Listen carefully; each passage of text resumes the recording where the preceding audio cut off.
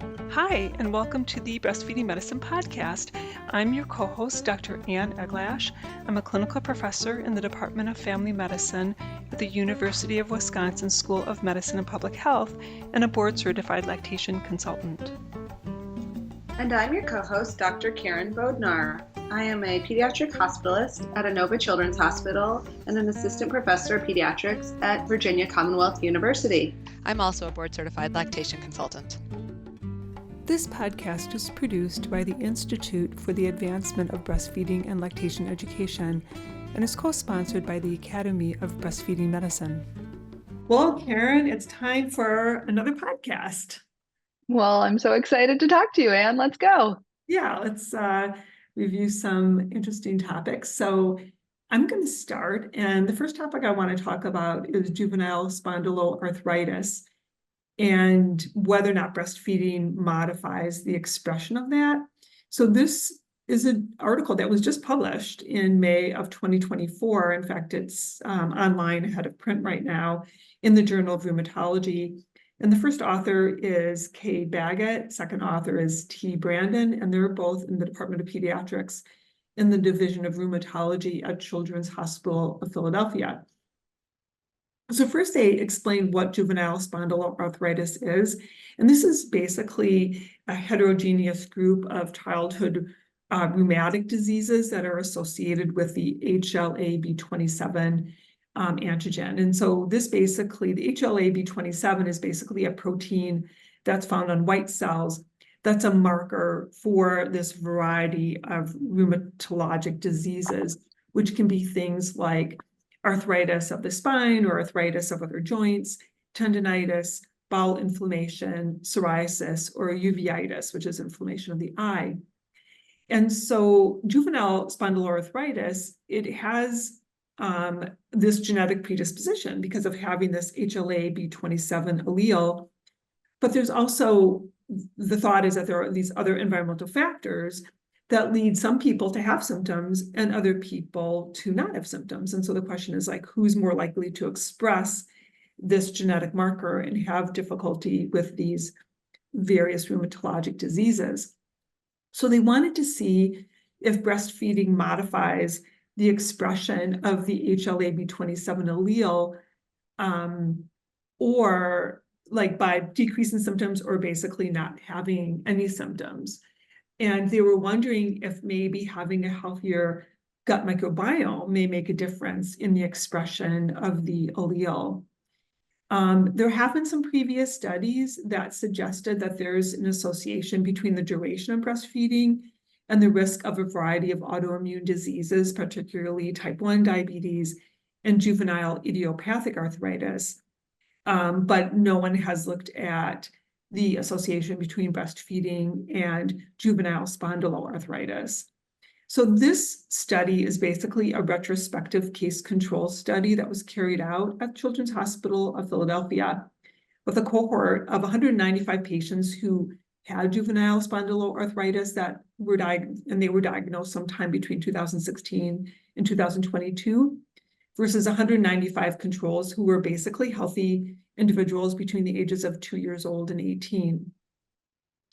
So first, they excluded subjects who had a family history of autoimmune disease in a sensitivity analysis. They basically found that the frequency of exclusive breastfeeding for more than 6 months was significantly lower among those with juvenile spondyloarthritis than among the healthy controls. So like what they found is that 29.3% of children with spondyloarthritis breastfed for more than 6 months versus 46.6% of healthy controls, which is actually pretty high, although that I guess that's average really in the United States.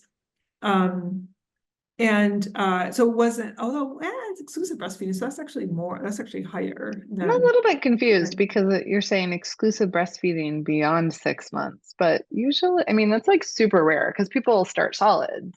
Yeah, so, I think we have to, I'm not exactly sure what they meant by that. I think what they meant is like not using formula after 6 months.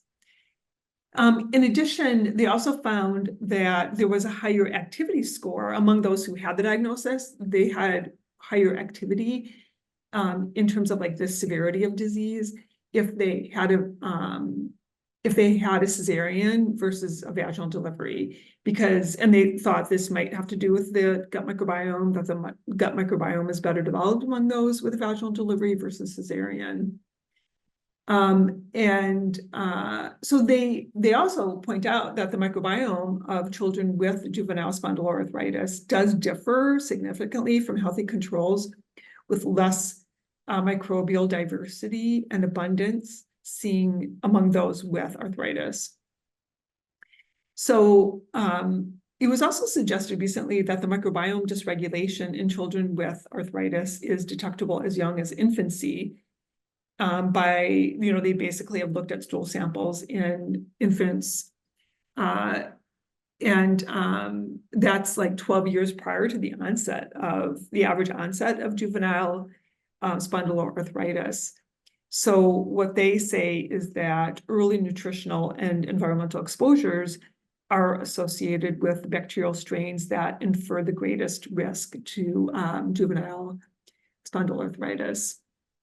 So they think that basically what they're saying is that breastfeeding, because we know that babies who are breastfed have a different microbiome than those who are not, that exclusive breastfeeding in that first 6 months seems to have some protective effect from the expression of the HLA allele, HLA B27 allele. Interesting. Yeah, I think that we're going to find that as a mediator of a lot of the reasons why children are, have different outcomes who are breastfed versus formula fed. And I know that that's what Megan Azad has said about the difference, like she's looked at the difference in microbiome among, children who are breastfed versus formula fed, and even those who have just received one bottle, the difference, or one bottle of formula, the difference in the microbiome, and linked an increase in toddler blood pressure to the difference in the microbiome. Wow. Yeah.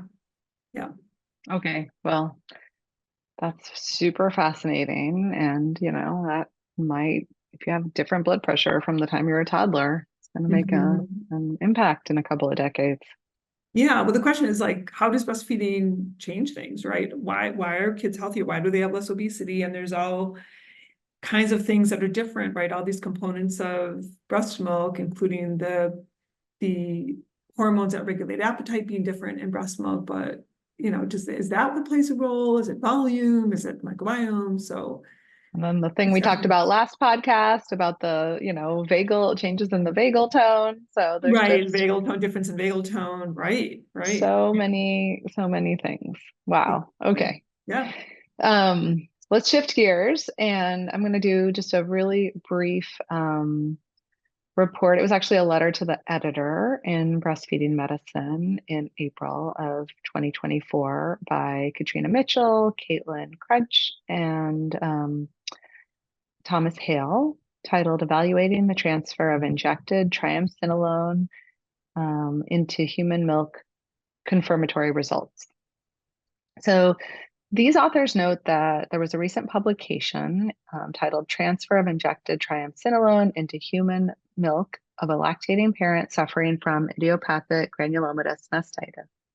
It was the first to evaluate the transfer of triamcinolone into human milk when injected directly into the breast. It reported no detection of the glucocorticoid following therapeutic injection, 40 milligrams, into the affected breast. And the authors desired to assess transfer of triamcinolone into milk after injection with a higher dose of steroid. Their case involved. Let's step back for a second. Let's talk about why we're injecting, obviously for IgM, but let's talk. I'm getting there. You're gonna get there. Okay. Okay. This patient was a 35-year-old G2P2 Hispanic woman who was diagnosed with left breast granulomatous mastitis during her second pregnancy. And so this is an autoimmune disease that affects, it can be one breast or it can be both, and it can recur typically in people who have breastfed previously. And because it is an autoimmune disease, steroids are one of the common treatments. This woman was treated with oral steroids during her pregnancy. But then when her disease flared after delivery, she self-referred to the breast surgery clinic 1 month postpartum. And that's where she underwent injection of steroid directly into the lesions in her breast to calm down that inflammation. Do you want to expand upon that anymore? Or did I? Yeah, I guess not necessarily, but I think it is fairly common. And then the question is, can you breastfeed from that breast? Is it safe for the baby to Yeah. get steroid? I love that you said it's fairly common, because I think, I used to say, oh, this is a super rare disease, because I actually didn't learn about it in my medical training. The first time I saw a patient with it and heard about it was after I had finished residency and was in practice. But I actually think that it is not as rare as we once thought it was. I've seen quite a few patients with this in breastfeeding medicine. Yeah. And so this patient had 120 milligrams of triamcinolone injected into her breast, mixed with 6 mLs of 2% lidocaine into a large phlegmon in her left breast. And she pumped the left breast after injection and continued uninterrupted feeding from the right breast. She subsequently was referred to rheumatology and was started on oral azathioprine. And she became asymptomatic after 3 months of treatment while continuing uninterrupted breastfeeding from the right breast. Throughout this postpartum time period, the baby struggled to remain latched to the left breast, and the patient pumped this side only. Dr. Carol Rosen's report had found that there was no detectable drug, but this higher dose resulted in quantifiable triamcinolone levels in 2 of the 5 milk samples. And these results are expected because the unbound glucosteroids that readily cross cell membranes bind cytoplasmic receptors, and this prevents the drug from diffusing into the milk compartment. The maximum concentration observed in the samples was 24.9 nanograms per milliliter, 14 hours post-injection, and the concentration dropped to 2 nanograms per milliliters at 73 hours, and then it fell below the limit of detection. So to simulate a worst-case scenario, the relative infant dose was calculated from the maximum concentration. And so that's to say, if the infant resumed breastfeeding at 14 hours following the maternal dose, the cumulative exposure would be no more than 23% of the weight-adjusted infant dose. And this is, it's not a perfect measurement, but the relative infant dose is basically saying, if the baby breastfed, a certain amount of the medication would get into their body, and that would be a percentage of the amount that we would use to treat the adult. And so it's about a quarter, when it's weight adjusted, of what the amount would be that we would give to the parent if we were trying to give them a therapeutic level. Importantly, for this medication, the oral bioavailability of the drug is low. That means even if it's in the milk and it gets into the baby's stomach, it doesn't really get absorbed into their body. And so the impact on the breastfed infant from this exposure would likely be negligible. So just to kind of interject, the RID that we sort of aim for as being safe is less than 10%, right? Yeah, especially for things that are easily absorbed from the infant's GI tract. But for this case, because it's poorly absorbed, these findings expand the prior analysis on triamcinolone and their pharmacokinetics in human milk and the drug safety data during lactation. The authors say, consequently, our measurements suggest no interruption of lactation on the affected breast should be required post-injection. And I just want to go back up and say, when you're doing this calculation to say it's 23%, you are assuming that it is a certain concentration of that drug is in the milk, and then the baby is drinking a volume of milk with that concentration. But in this case in particular, you've got a person who is pumping one breast, which is affected, and they are feeding another breast, which has 0% triamcinolone in it. It Right. wasn't that it was a systemic dose. And so I actually think that, depending on how you feed that infant, we potentially should have said it was half that much, Right. because you Right. might have taken breast from the other breast. And this is just the biggest thing about when we actually sit down and do the math to calculate drug exposure, is so often we don't take into account the fact that a baby is not eating 100% of milk from that source. So sometimes it's a baby who's getting some formula. Sometimes it's a person who might be able to freeze some of that milk so that they're dispersing that dose out over multiple days, and feeding some milk from the freezer that didn't have any medication in it.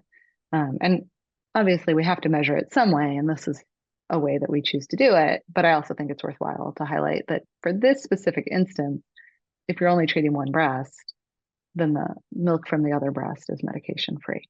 Yeah. And I just would tout, I just want to put a plug in for trash the pump and dump.org, which we have a really good section at the very beginning, just like facts about pumping and dumping and why it's not necessary and all the alternatives to dumping that milk, like how that milk can be used in different ways. So Yeah. check that out. Yeah. Start out with pump and freeze until you can find out the answer if you're unsure. Yes, pump and save. Yeah. So the authors just say that, aligning with the prior case report's conclusion, we emphasize the need for future research to discern the comparative efficacy of systemic steroids versus local injections in the treatment of granulomatous mastitis in lactating patients. And while systemic steroids might affect milk volume minimally, exploring non-steroidal maintenance medication holds potential for further investigation. For example, azathioprine, an oral immunosuppressant with a demonstrated history of minimal transfer into milk, has been reported to be safe and effective for resolving granulomatous mastitis. Yeah. And I would also say too, I mean, I think you see more granulomatous mastitis, which we will call IgM, than I do, just because you live in an area with more racial diversity than I do in Wisconsin. But I find Yes, that and it is known to have a predominance in people of Hispanic heritage. exactly, yeah. And I find that many people will wean from that side, not only because their production's lower on that side, but it just is harder for the baby to latch sometimes. And I don't know, do you find that most patients are probably weaning from that side? Um, I would say no, most don't wean from that side, but there are most have asymmetric production. They Yeah. often struggle to remove as much milk because of the edema that results in, engorgement and difficulty with removing milk. I will say, uh, I am really happy that this got published. I thought it was really interesting that it was a letter to the editor, because it really could have been its own standalone case. But, recently I had a patient who had really sort of persistent disease that had recurred several times. And I am not a rheumatologist, and I have never given anyone azathioprine. And, these medications that are used in those sorts of diseases often have, a risk of different complications that occur when we Yeah. suppress people's immune systems. And so I reached out, I tried to find a rheumatologist to help me. And I really struggled to find anybody who had any experience with this disease or had any comfort level. And so I spoke to one rheumatologist who said, well, I looked at the literature and methotrexate has been used, but methotrexate is not as good of a choice for someone who is breastfeeding. And so Right. I was, like, that just isn't, part of his calculation when he's thinking about what medication is best to treat the disease. You're not just treating a disease, you're treating a person who is part of a lactating dyad. Exactly. And so I think that I'm hoping that as this disease is more well known, people will get better care, and maybe we'll, have a center for it at some of these bigger cities, like I where I know. am, where there's a lot of patients. Yeah, I think that that's really important. I think that that's also one of the important reasons to have medical directors of breastfeeding, lactation medicine, and having true departments, because, there are things that are unique, particularly, breast abscesses, chronic mastitis, IgM, even diagnosing breast cancer can be delayed so often in people who are lactating, because people just, think, oh, the breast is red and swollen during pregnancy. Oh, well, and they're not getting the care that they need. And so I think that, this plays an important role, and especially with breast cancer, in terms of maternal morbidity and mortality. So I think that as a medical director, trying to find your people and your committee and an algorithm that works for people is important. So yeah, anyway, just wanted to. No, I agree. Yeah. I'm gonna throw out here just I don't know, like a little bit of comic relief here, that I was talking to somebody about the like, it's kind of clunky, right? Breastfeeding and lactation medicine. And why is it not named after the organ? Like we have like pulmonology and nephrology. Why isn't it galactology? Yes, I was like, lactationologist. I want to be a galactologist. That sounds Yeah. amazing. Yeah. We could change it, galactologist. It sounds a little bit like proctologist, so I'm a little like, I don't know. It's a I little, don't know. I think I could wear like a Star Trek outfit and like oh yeah, go into it's like space. Milky Way. Milky Way Yeah. yes. I love that. All right. You have one more, Yeah, right? I have one more. And so the title of this article is Maternal Stress and Breastfeeding Outcomes in the NICU Couplet Care Experience, a prospective cohort study. First author is Kimberly Doty, and second is Caitlin Nichols, and the senior author is Sarah Taylor, who's published a lot on NICU care. And this was published in the Journal of Perinatology on May 1st, 2024.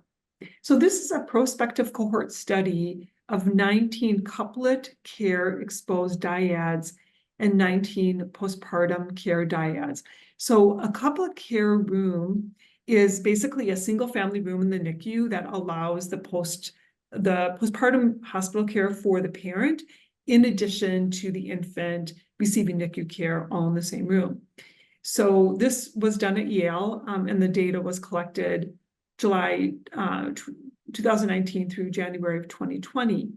And so basically the infants in the couplet care unit receive continuous cardiopulmonary monitoring that's not mobile, and the mother stays in the room until discharge. So all the care, rather than the mother going to the separate floor and the baby going to the NICU, they basically are kept together, which is, traditional and probably happens in 99.9% of hospitals in the country.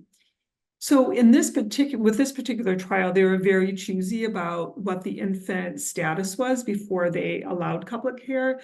So all the infants were either at or older than 32 weeks gestation, and they didn't require any invasive mechanical ventilation. The mothers were also considered stable. They didn't need IV magnesium. They didn't need cardiac monitoring, or they could not have a high risk of postpartum hemorrhage. So the primary outcomes that they wanted to measure were breastfeeding rates and parental stress. And in terms of like the feeding rates, their secondary outcomes were the percent of feeds that occurred at the breast, the percent of feeds that were given by the staff versus the parent, exclusive breastfeeding at the time of discharge, and any breastfeeding in the 24 hours before discharge. So they were pretty ambitious about the breastfeeding stuff, which I like. For parental stress, they used a scale called the parental stress scale for the NICU. So that's pretty descriptive. And it's a 26-item questionnaire that's specifically for NICU parents. And there's like 3 domains within that survey. One domain is to measure just the stress that's related to the NICU physical environment. Another in relation to the infant, the stress that they experience with the infant appearance, and then the stress that's experienced related to the parent-infant relationship. And so the parents filled out that survey between days 2 and day 9 postpartum. So basically what they found is that there was a significant difference in the percent of feeds that occurred at the breast. So in those in traditional care where they were on separate floors, they found that 5.9% of feeds occurred at the breast in these couplets versus 25.6% among those who were in the couplet care in the NICU.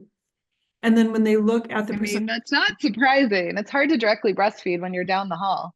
exactly, yes. And that's kind of a given, right? And then the percent of feeds that were breast milk, interestingly, were 14.3% in the traditional group and 44% among those who are in couplet care. So that definitely increased breastfeeding, just like just mother's own milk feeding. And then the percent of feeds that were given by the staff in traditional care, 72% of the feeds were given by staff among those in traditional care versus 33% in couplet care, which is nice because it really gets these parents feeding their own infants early so that they have that comfort level of care and holding their baby, which makes sense. And it probably saves the staff time as well. And exactly, yes. And I should mention that in that couplet care situation, it wasn't one nurse doing both. They had the postpartum nurse and obviously the postpartum staff, right? The doctors, residents, or whatever. And then the NICU nurse took care of the baby. So it was, two separate groups of two separate teams taking care of this couplet. When they looked at the parental stress outcomes, the total score was basically not significantly different between the total parental stress scale. In terms of the sights and sounds, again, not a whole lot of difference. In terms of the infant appearance, there was not a lot of difference. But in terms of that infant-parent relationship, there was a lot more stress among those who did traditional care versus those who were together. So that was good. Yeah, being separated is really stressful for new parents. Yeah. There were some interesting comments that I have some quotes on that I wanted to share that were just some qualitative data. So the most prominent theme was that the presence of monitors and alarms in the NICU caused stress for these mothers. And some mothers reported an association of fear or concern with patient alarms. And one mother explained, the only time I felt it was stressful is when the machine keeps making an alarm sound and thinking something is wrong with my little one. And other mothers reported that the monitors and alarms created a disruptive environment. And one mother noted that monitors throughout the day and night with screensavers scrolling made it hard for parents to rest. And then a mother who was exposed to traditional postpartum care reported, quote, the hard part is not yet feeling bonded or that we did not get to start bonding immediately. And a mother who was exposed to couplet care wrote, quote, it's extremely stressful for any parent to be separated from the child. I feel it affects the bond you are trying to develop with your infant. And as we talked about in the last podcast, you're starting your developmental niche, if you can stay together, right, not separating them out. Some others reported challenges in feeding, holding, or changing diapers for their infants. And one mother wrote, quote, the couplet rooms are not set up for recovering mothers to care for the baby, such as the diapers are kept in the bottom drawer out of reach for the parents recovering from a cesarean birth. And another mother stated when describing stressors in the NICU, quote, seeing her in the plastic pod bed with the top down, touching and changing her through the holes in the plastic on the crib was kind of, so it sounds like the environment could be improved when they are trying this couplet care. So what they say is that in summary, in this prospective cohort study, they found that mothers who received NICU couplet care had lower stress related to the parent-infant relationship as compared to those who received traditional postpartum care, and their infants received more feeds at the breast, a larger percent of feeds from breast milk, and fewer feeds by staff. So these results suggest that NICU couplet care may have benefits for both mothers and infants, and further research in larger samples and experimental studies are needed to confirm these potential benefits. So it makes sense, right? Why not just keep them together? Why do you have to separate? It makes total sense, especially as NICUs have evolved to having separate rooms for every infant rather than them all being like in a circle together. So hopefully we'll see more progress with that.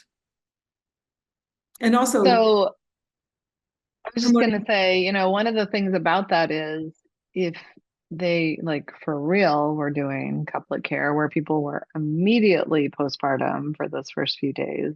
I am assuming that these rooms actually had a bed for the Yes, parent as opposed yes, to just a chair. And I exactly. think, when our NICU like was rebuilt and, had all private rooms, I was just like, wow, it's not big enough to put in a bed. We just have this sad little chair over there. And there are people who are staying there.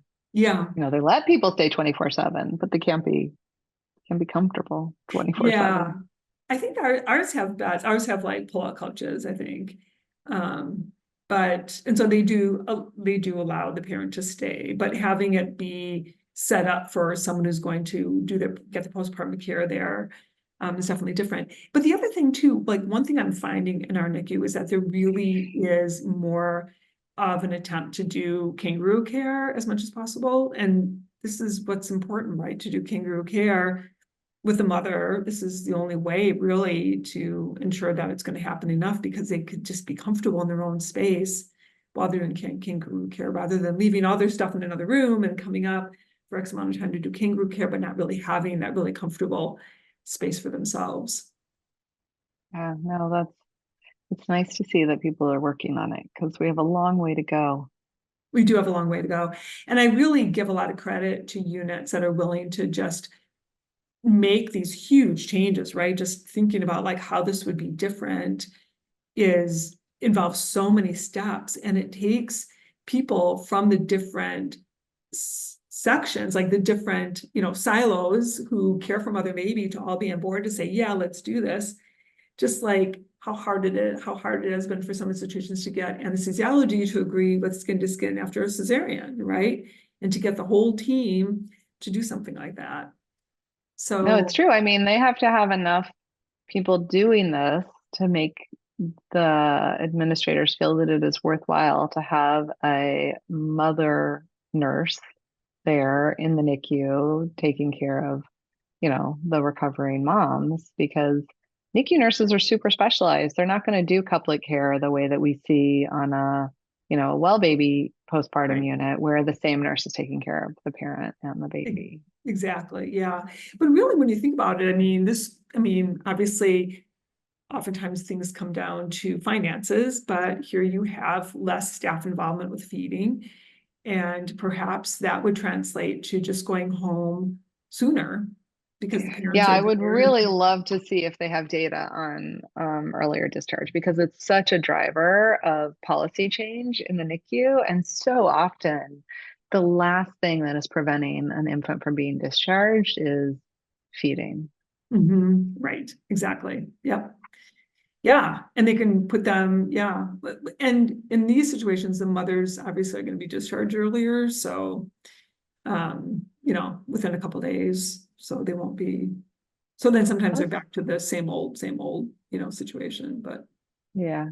But maybe they yeah, have a more comfortable place to stay and they'll stay more and they'll and they feed can say more, more, assuming that right? they live nearby and they don't have 3 other kids at home that they have to. Exactly. Yeah. It's complicated. Well, that was really a great article. It was so fun talking to you. Yeah, it's great talking to you too, and we'll see you next time.